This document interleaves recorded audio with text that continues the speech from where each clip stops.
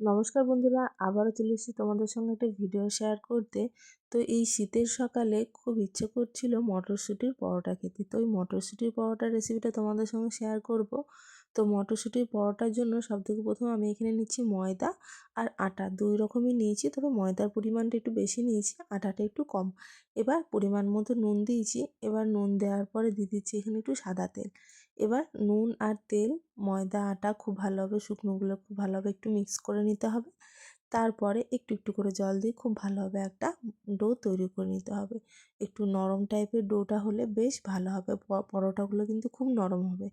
এবার ময়দা তো বেশ ভালোভাবে মাখা হয়ে গেছে, কিছুক্ষণের জন্য ঢাকা দিয়ে রেস্টে রেখে দেবো। এবার কতগুলো মটরশুঁটি নিয়েছি, মটরশুঁটিগুলো একটা মিক্সি জারের মধ্যে দিয়ে দিচ্ছি, আর দিয়ে দিচ্ছি এখানে আদা, কাঁচা লঙ্কা। এবার খুব ভালোভাবে একটা পেস্ট তৈরি করে নিলাম। এবার কড়াইটা গরম করে কড়াইয়ের মধ্যে একটু কালো জিরে আর দিয়ে দিয়েছি হিং। হিং দেওয়ার পরে একটুখানি ভাজা হয়ে যাওয়ার পরে, মানে জাস্ট একটু সেন্ট উঠে যাওয়ার পরে দিয়ে দিচ্ছি এখানে মটরশুঁটির পেস্ট। পরিমাণ মতো নুন আর একটু বেশি করে চিনি দিলে কিন্তু এটা খেতে খুব ভালো লাগবে, মানে মিষ্টি মিষ্টি ভাব লাগবে। তো একটু মিষ্টি মিষ্টি ভাবটাকে একটু ঝাল ঝাল ভাব করার জন্য এর মধ্যে একটু পরিমাণে দিয়েছি লঙ্কার গুঁড়ো, আর দিয়েছি একটু পরিমাণে ভাজা মশলা আর একটু জিরে গুঁড়ো।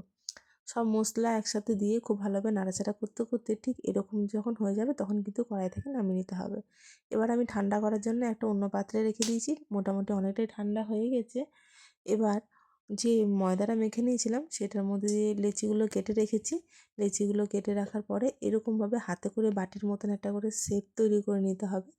আর এই যে পুর দিচ্ছি, পুর দিয়ে খুব ভালোভাবে মুখটাকে বন্ধ করে নিতে হবে।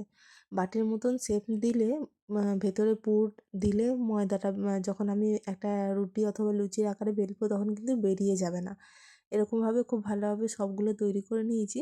এবার একটুখানি ময়দা ছড়িয়ে খুব ভালোভাবে একটা গোল পরোটা তৈরি করে নেব। এখানে চাইলে তুমি তিকোনা পরোটাও তৈরি করে নিতে পারো। এবার খুব ভালোভাবে গরম তাওয়ার মধ্যে দিয়ে দেখতেই পাচ্ছ খুব সুন্দর ফুলে উঠছে।